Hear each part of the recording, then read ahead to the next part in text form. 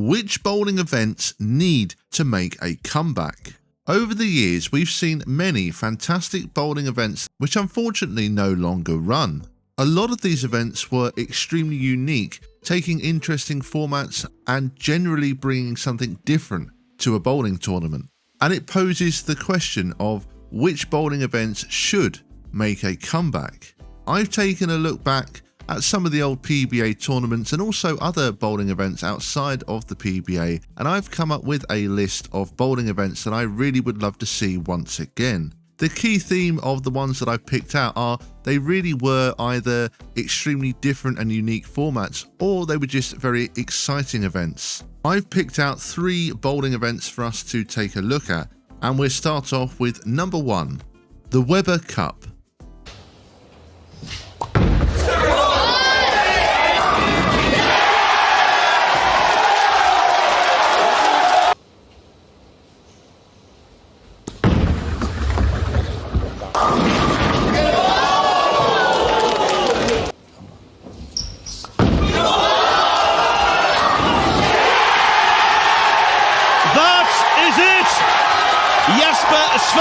Can't believe it. I've done a couple of videos on the Weber Cup in the past, and it's such a shame that we no longer have this event. It was normally described as bowling's version of the Ryder Cup, and it featured 2 teams, USA and Team Europe. And it started all the way back in the year 2000 when it was held in Warsaw, Poland. After that, it went to the UK, and after a few years, it found its real home in Barnsley at the Metrodome. The best thing about this event was that it really felt something for the fans. It was such a great opportunity, particularly in the UK, for bowling fans to experience and see the top players in the world competing. Not only that, it was a really fun atmosphere, and if you've ever been to a Weber Cup, I'm sure you've got many fond memories. The last time the Weber Cup was held was in 2021 when it was held in Leicester. Team Europe won that event in exciting fashion, which tied the overall wins for each team at 11 apiece. Fans were of course expecting the Weber Cup to return in 2022, but it just never happened. And what made it even stranger is that there was never an announcement made. And even 5 years later in 2026, there was still never an announcement that was made. Obviously, it's clear now that the event has quietly been cancelled, but having an event for that long, since the year 2000 all the way up to 2021, it was very strange that bowling fans were left in the dark. You would have thought that an announcement could have been made to inform everybody that the Weber Cup would no longer carry on. Some tried to get some answers, but to no avail. So after 2 or 3 years, it became pretty clear that Matchroom had no plans to bring this event back.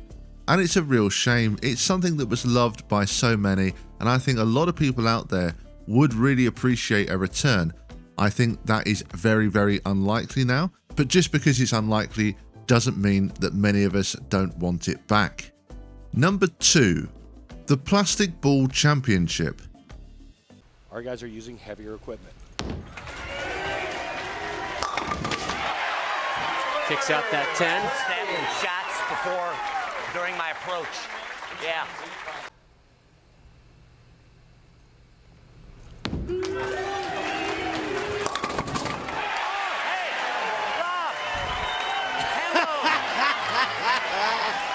Right back at you, Petey Doug.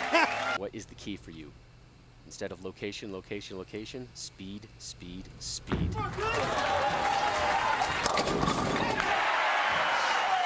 The Plastic Ball Championship began in the 2008-2009 season. It was, of course, a PBA event, and the premise was pretty simple. It was meant to be a throwback to the past, a tribute to the original bowlers of the PBA who paved the way, who used plastic in the early days, and it was designed really to test players' ability to adjust using old school equipment.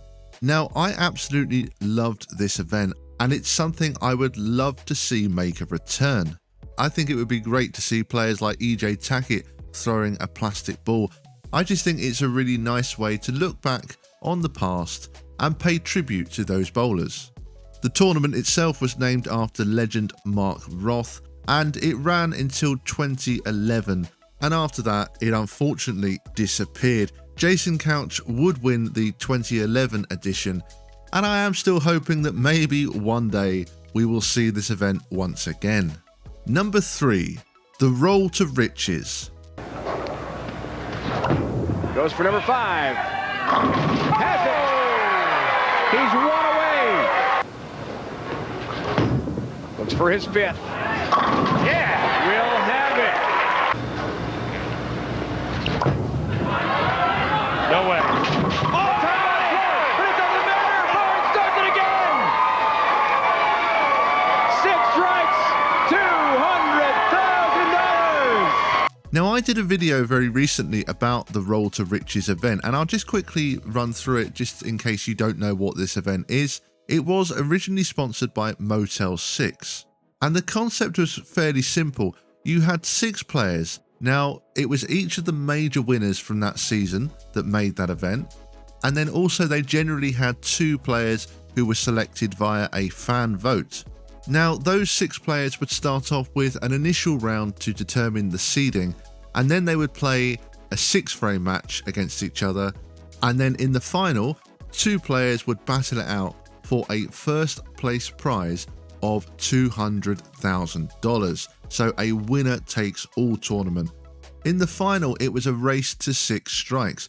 This made it incredibly exciting, and it was used initially on the cheetah oil pattern, so it meant that there was a lot of strikes out there to be had.